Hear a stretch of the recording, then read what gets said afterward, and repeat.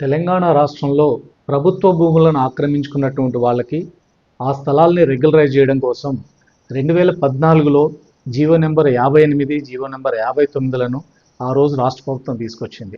అందులో GO number 58 పేదల కోసం 125 గజాలు లోపు ఉన్నటువంటి వాళ్ళు ఉచితంగా వాళ్ళకి రెగ్యులరైజ్ చేయడం కోసం జీవో నెంబర్ 58 తీసుకొచ్చారు.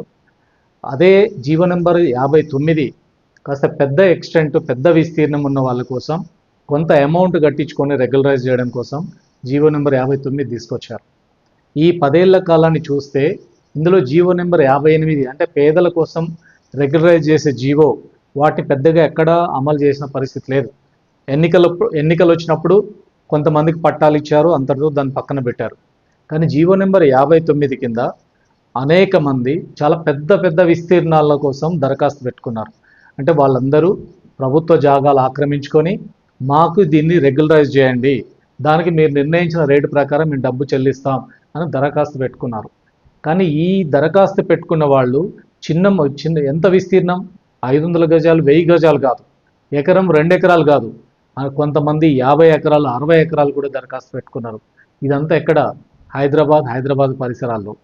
హైదరాబాద్ పరిసరాల్లో ఇప్పుడు గజం రేట్ ఎంతో తెలుసా?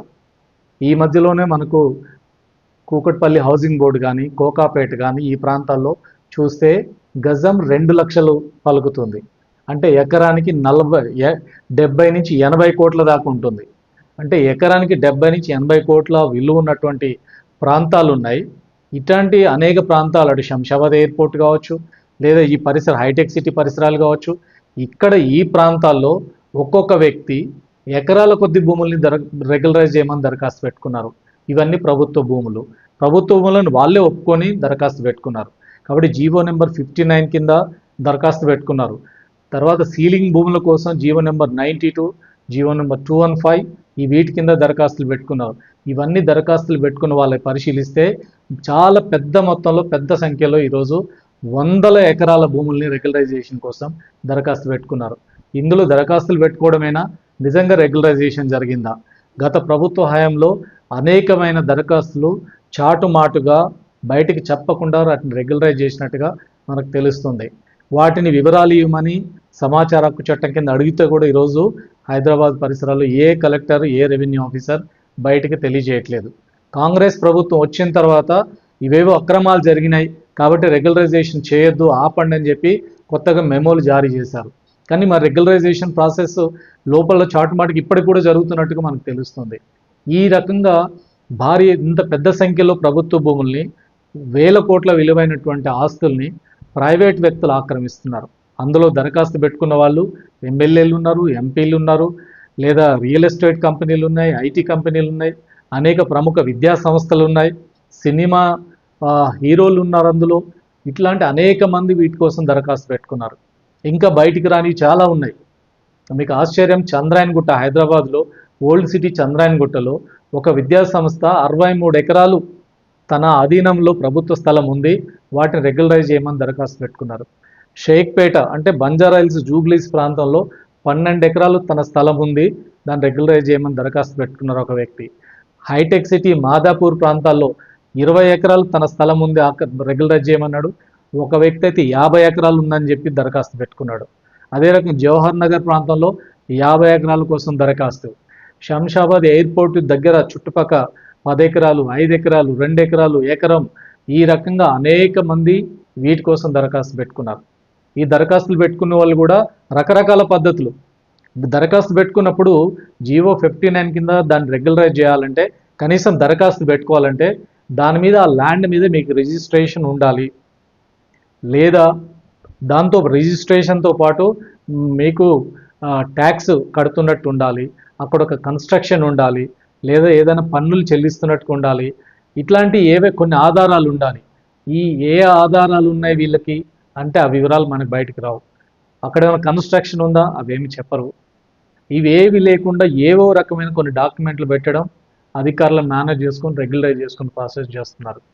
కొంతమంది ఒకే వ్యక్తి పేరుతో కాకుండా ఇంట్లో ఉన్న కుటుంబ సభ్యులందరి పేర్లతోటి 10 మంది, 15 మంది పేర్లతోటి వరుసగా మాకు 2000 గజాలు రెగ్యులరైజ్ చేయమని దరఖాస్తు, కుటుంబ సభ్యులందరితో దరఖాస్తులు పెట్టేస్తున్నట్టు పరిస్థితి.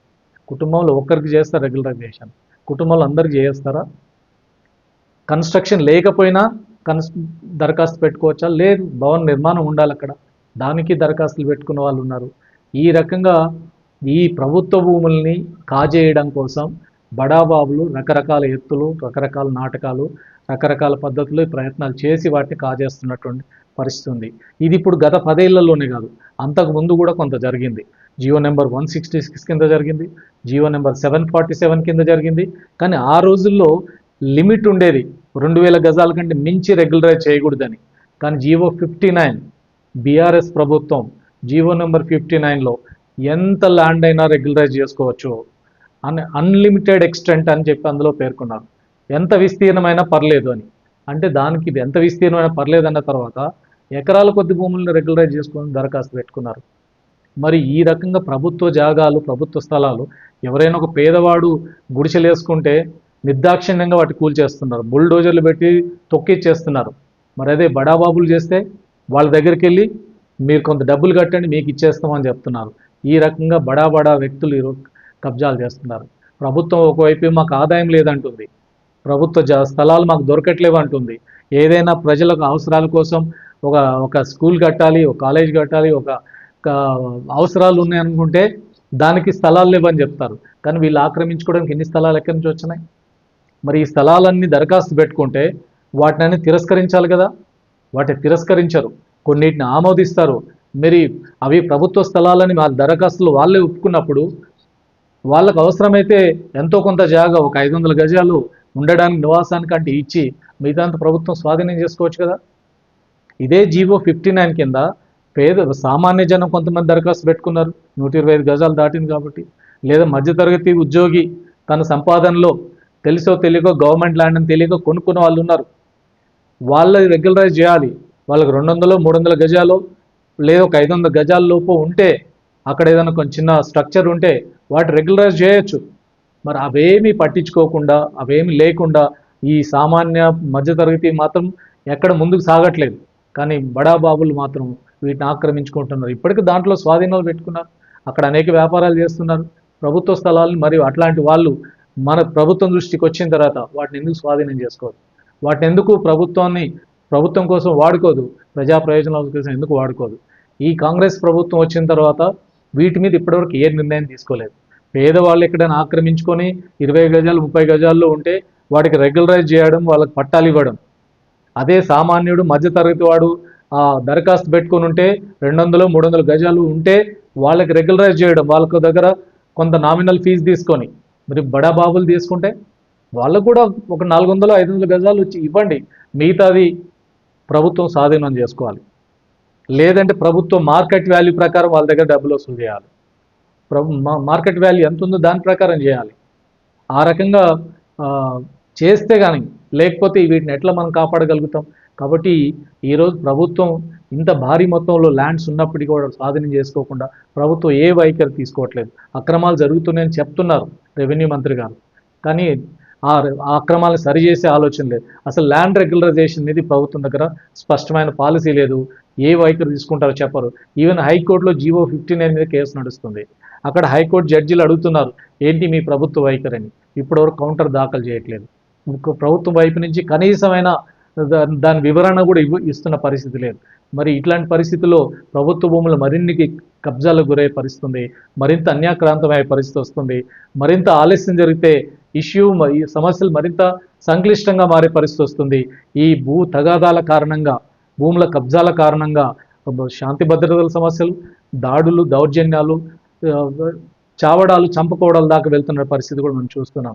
అందుకని ప్రభుత్వ భూముల్ని ప్రభుత్వం స్వాధీనం చేసుకోవాలి, బడాబాబుల దగ్గర ఉన్న భూములు స్వాధీనం చేసుకోవాలి. పేద సామాన్యులకు వీటి రెగ్యులరైజ్ చేసే ప్రాసెస్ చేయాలి. కాబట్టి జియో 58 59 మీద ఈ కాంగ్రెస్ ప్రభుత్వం స్పష్టమైన వైఖరి తీసుకొని ముందుకు వెళ్లాల్సినటువంటి అవసరం ఉంది.